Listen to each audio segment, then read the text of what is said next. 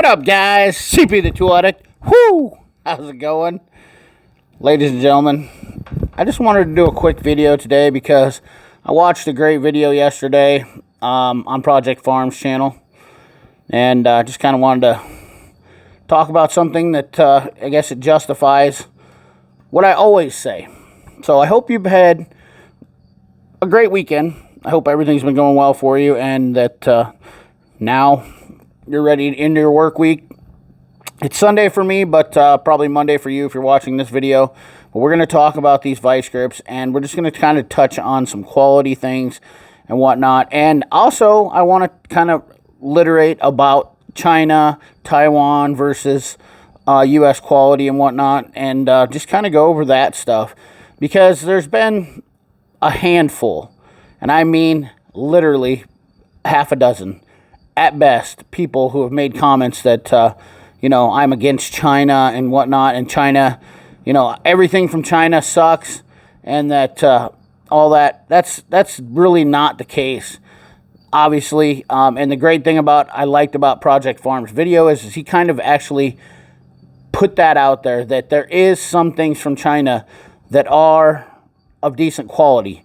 Now, that being said, for our economy and our own personal purposes of this country, I believe that by building stuff here with better quality and whatnot, it's definitely supportive to this nation. And that's exactly where I guess I come from on everything when I talk about always buying USA quality. Is it always the best? No, there is cases we are slipping badly.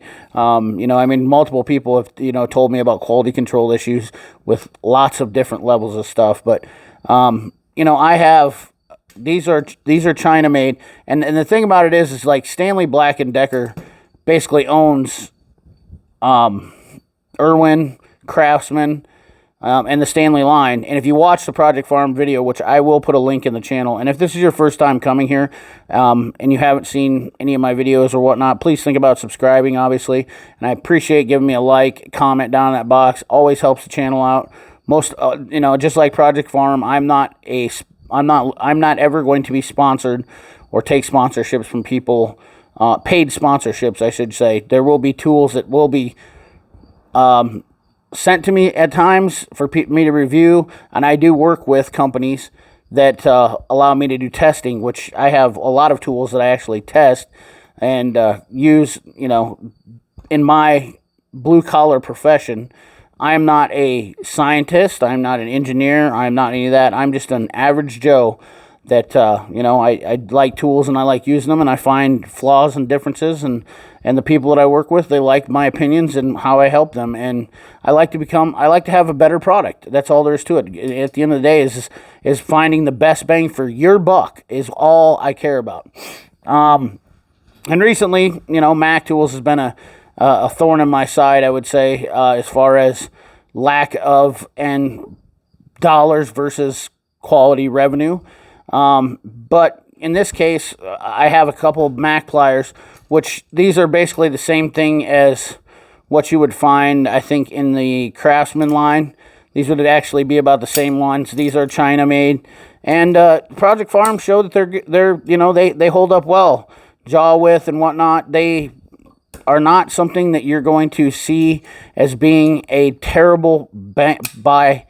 And you'll see in the Flyer 10 video, which I have this week coming out, that these pliers are on a smoking deal. And for a new technician, these kinds of things are what are really nice for a guy or anybody that's on a budget, for that fact of the matter. When I talk about new technicians, there's guys out there that have a family, and, they're on a limited budget, and they're working and whatnot. It doesn't matter who it is, but sometimes you can only afford tools that you can afford. And that's exactly why deals like these, when they come along, or buying a pair of Stanley or something like that, is a good deal. But knowing that these are of good enough quality to pass the test of time and get your job done is what matters, And I know people know that I dog on Harbor Freight a lot. That's just because the quality is so lackluster. I feel like you're actually wasting your money, because you're going to go out and spend that money for something and turn around and it's only going to be worthless in a limited amount of time. Some of it you can get a warranty on, but you're just going to continue to warranty something that doesn't work. And quite frankly, that's, using that method or ideology just doesn't really translate well to your getting your job done efficiently. And that's the name of the game. Even if you're a DIY guy, the last thing you want to do is run back and forth to Harbor Freight and warranty tools all day long because they keep breaking. So getting the best bang for your buck is really what I'm after for everybody. Whether you buy it off the tool truck or out of a box store or off the internet, wherever. Most salesmen will only want to sell their product. I mean, if you go to a Mac guy and ask him if these pliers are better than the Malco, 90% of them are probably going to say yes, including the ones that are, there's just a lot of them that, want to sell their product.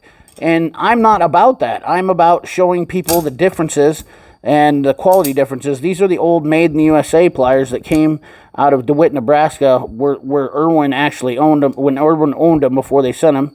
And if you can see here, made in the USA, the original, since 1924. And these have been my go-to, and they hold up really well. These are the top of the line pliers. Even if you look at Project Farm video, these are the top of the line pliers. Now I really like these pliers, and I had reservation just about buying these, but this cam lock position and whatnot, I'm so happy after seeing his video that these jaws performed, which they're, like I said, you're going to get pretty much the same quality besides these, which these are being built in DeWitt, Nebraska, if you don't know. And what happened is that Malco bought the old Peterson manufacturing plant, and there's been several videos, and of course when these came out I did a video on these, and they're fantastic pliers. The prices on, now these say Snap-on, and they were $65 is what I paid for them, but you can buy them from online for $44, and they are pretty much, by every measurement, the actual gold standard of vice grips on the market today. They work well. The screw is absolutely smooth. Everything about it, they've done a good job, not welded. If you look even at the older vice grips, let's look at the improvements that they've made. You see these are welded in here, and these are fully encapsulated around here. They've actually put in a extra rivet up here versus just the pinch flange on the old vice grips. I mean, by every measure, Malco did an outstanding job, and that quality and that price reflects on it. And I think that $44 is actually the list price. So if you're wanting a pair of pliers that you know is going to trust and last through the test of time, you're paying for those differences. And they're smooth operating, nickel coated finish. The springs, they're coated, but I mean, you could tell immediately when the screw, and even Project Farm made light of that. The jaws, induction hardening on the jaws, they will hold up throughout the time. $44 for those, or and like I said, if you can't afford, then you step down to the Chinese version, and you can see that the differences right here. We have a pinch flange in here, and the screw is not as, it's kind of chunky. It does work. None of that. This is an older pair. This is a pair that didn't have the hex in it for tightening down. But you can really tell just in the quality differences of the pliers, or the vice grips, or locking pliers, I should say. Because technically these are the only ones that are vice grips. Irwin owned the name for vice grips. That was the original. And then their locking pliers is actually what any other brand that makes them. These are all locking pliers. So Irwin, Stanley, Irwin has the rights to call them locking or vice grips, which the patent ran up on it. So I guess I don't think they can hold that. But this is the original name. By all other standards, these are locking pliers. That is the actual, what do you call it? Scientific name, or the actual tool name, or tool design, I guess, is called the locking pliers. But you're just gonna get a good tool that will not be terrible for less amount of money is all I guess I come out with. But whatever you choose at the end of the day is your choice, and that's all that I care about is that you get a good choice. You notice that of all four of these, I've not said any of these are bad choices, and that's because I think they're all great choices, and whatever fits your needs at the end of the day is what works best for you. Whether you want to spend the $44 or you want to spend the $16, I think, something for the China-made ones. But China doesn't always produce bad tools. That's pretty much the long and short of this. It's not just that China is making bad stuff. It's just that our economy needs to be self-supportive, self-sufficient. That's where I believe. And I support our economy by buying American-made stuff, or when I can, that I find that is good, versus sending the money overseas. There might be some disagreements and political reasons that other people find to fall into it. But quite frankly, personally, for me, it's all about finding the best bang for the buck and supporting America first. And then if that's not the product that's going to work for me, I look for other avenues outside, usually Taiwan, Japan, German. And, I don't care at the end of the day about spending my money strictly in the USA, spending 100% of my US dollars in the USA, because I need to have a quality tool or want to have a good tool.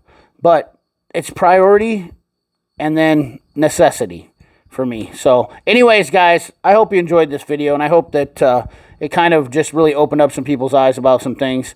Whatever you want for a choice, it's your choice, your tool. And, I started off with buying the regular old Vise grips. I got these in a Mac deal years ago, and I actually have the case for them. But they've held up well, obviously, for 20 years. And, they are not as expensive as the Malcos. But I can definitely tell you that I do like the Malcos 100% better. And that after using these a couple times, I can tell you that these are fantastic and definitely the cream of the crop, and you're getting what you pay for with them. So anyways, guys, I appreciate you as always. Remember, like, comment, share, subscribe, ring that bell. Remember, keep your hands dirty and your money clean. Thanks for watching.